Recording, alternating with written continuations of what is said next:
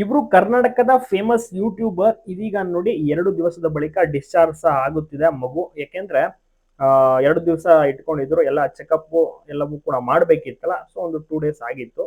ಇದೀಗ ಡಿಸ್ಚಾರ್ಜ್ ಅನ್ನ ಸಹ ಮಾಡ್ತಾರೆ. ತುಂಬಾ ಅದ್ಭುತವಾದಂತ ಮಗುವಿಗೆ ಜನ್ಮ ನೀಡಿದ್ದಾರೆ. ಮುದ್ದಾದ ಮಹಾಲಕ್ಷ್ಮಿ ಮನೆಗೆ ಆಗಮಿಸಿದೆ. 1 ವಾರದ ಹಿಂದೆ ಅಷ್ಟೇ ವರಮಹಾಲಕ್ಷ್ಮಿ ಹಬ್ಬ ಇತ್ತು. ಹಬ್ಬ ಕಳ್ಕೊಂಡು ನೋಡಿ ಅದ್ಭುತವಾದಂತ ಹೆಣ್ಣು ಮಗುವೆ ಜನನಾಗಿದೆ. ಬಹಳನೇ ಖುಷಿಯಾಗಿದ್ದಾರೆ ಅವರ ಕುಟುಂಬ. ಮುಖ್ಯವಾಗಿ ನಿಶಾ ನಿಖಿಲ್ ಅಂತೂ ಬಹಳನೇ ಖುಷಿಯಾದ್ರು.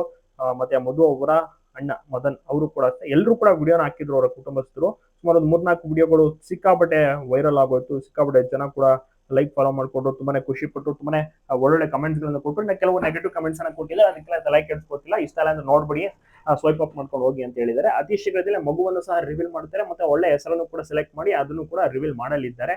ಜನರು ಇವರಿಗೆ ತುಂಬಾನೇ ಕ್ಯೂರಿಯಾಸಿಟಿಯಿಂದ ವೆಯ್ಟ್ ಮಾಡ್ತಾ ಇದ್ದಾರೆ, ಯಾವ ಹೆಸರನ್ನ ಇಡ್ಬೋದು ಏನ್ ಕತೆ ಅಂತ. ಇಷ್ಟು ದಿವಸ ಸಾಕಷ್ಟು ರೀತಿಯಲ್ಲೂ ಕೂಡ ಮಾತನಾಡ್ತಿದ್ರು ಕಲ್ಕಿ ಆಗಮನ ಹಾಗೆ ಹೀಗೆ ಅಂತ. ಅದೆಲ್ಲವೂ ಕೂಡ ಸರ್ವೇ ಸಾಮಾನ್ಯ. ಈ ರೀತಿ ಫೇಮಸ್ ಆದ್ಮೇಲೆ ಎಲ್ಲ ಟ್ರೋಲ್ ಮಾಡೋದೆಲ್ಲವೂ ಕೂಡ ಕಾಮನ್ ಅಲ್ಲ. ಸೊ ಅದಕ್ಕೆಲ್ಲ ಅವ್ರು ತಲೆ ಕೆಡಿಸ್ಕೊಂಡಿಲ್ಲ. ಬಹಳ ಖುಷಿಯಾಗಿದ್ದಾರೆ. ಅವ್ರಿಗೆ ಹೆಣ್ಣು ಮಗುವೆ ಆಗ್ಬೇಕಿತ್ತು ಅಂತ ಕೂಡ ಒಂದು ಹೇಳಿದ್ರು. ಅದೇ ರೀತಿ ಹೆಣ್ಣು ಮಗು ಸಹ ಇಷ್ಟ ಅದು ಕೂಡ ಆಗಿರುವಂತದ್ದು. ಬಹಳನೇ ಖುಷಿಯಾಗಿದ್ದಾರೆ. ಕುಟುಂಬಸ್ಥರಲ್ಲಿ ಒಂದು ಸಂಭ್ರಮ ಮನೆ ಮಾಡಿದೆ. ಮನೆಗೆ ಪುಟ್ಟ ಕಂದನ ಆಗಮನ ಮನೆಗೆ ಕೂಡ ಈಗ ಬರ್ಮಾಡ್ಕೊಳ್ತಾರೆ. ಇನ್ನೇನು ಡಿಸ್ಚಾರ್ಜ್ ಸಹ ಆಗ್ಬೋದು ಇವತ್ತು.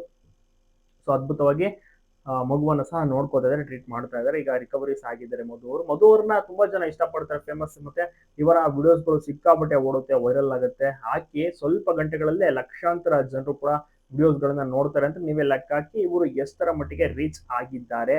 ಇನ್ನ ಕೂಡ ಅಷ್ಟೇ ಮುಂದೆ ಸಾಕಷ್ಟು ವಿಡಿಯೋಸ್ಗಳು ಬ್ಯಾಕ್ ಟು ಬ್ಯಾಕ್ ಬರ್ತಾ ಹೋಗುತ್ತೆ.